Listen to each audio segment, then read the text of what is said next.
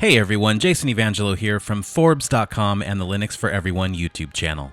You know, I adore Phantasy Star Online 2, and I'm having a blast with the current Xbox beta, but density of its systems, enormity of items, and the non-linear approach to progression can be really overwhelming for new players. While Sega, I think, has crafted one of the best free-to-play games in existence, PSO2 is a little light on the tutorials and the hand-holding. With that in mind, I wanted to kick out a few tips that I wish I had personally known right out of the gate. Hopefully, these suggestions can streamline your early game and allow you to enjoy the experience without feeling confused quite as often as I was with my Newman Ranger for the first 40 or so levels. The first and possibly most important thing to know about PSO2 is that while client orders can often be optional side quests, some of them are mandatory for your character's early progression. During your first 40 levels, there's certain ones that'll serve as both gameplay tutorials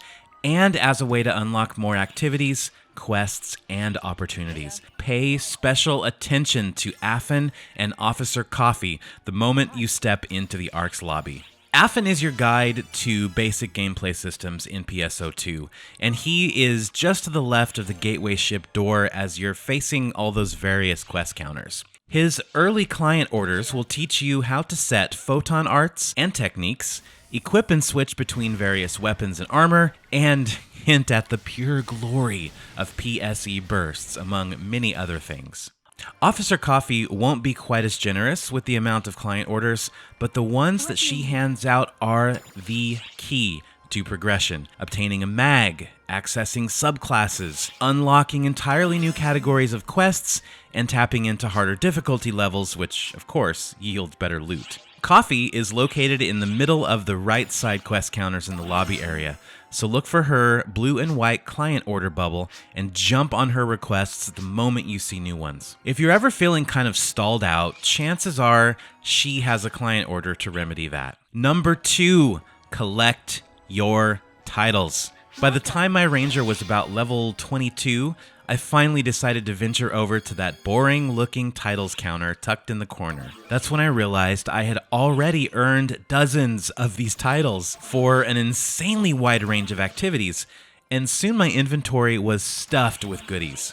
Everything you do in Phantasy Star Online 2 will earn you these titles, and collecting them means a steady trickle of valuable rewards. Number 3.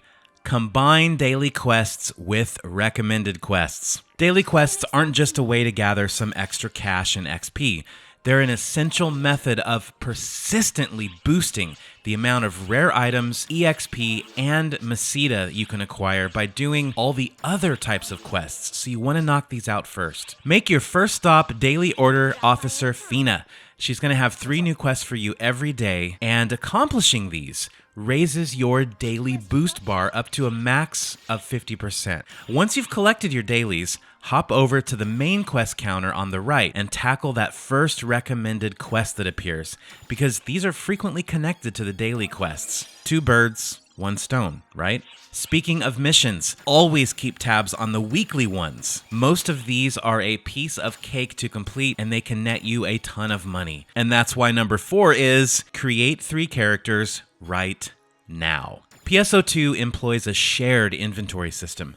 This means you can send items to both your character-specific storage box and a default storage box that is shared across all of your account. This includes money. You want to stockpile some cash really quickly? Here's how to do that more effectively. You can earn easy money completing your weekly missions. When these are things like collect X fish or collect X something, you can pick up the related client order with your main character, stockpile those items. If you're asked to collect 3 of something, you collect 9 of them for your 2 additional characters, and then you send those extras to your default storage. Now log in with each character, pick up those same client orders, do them, and instantly turn them in.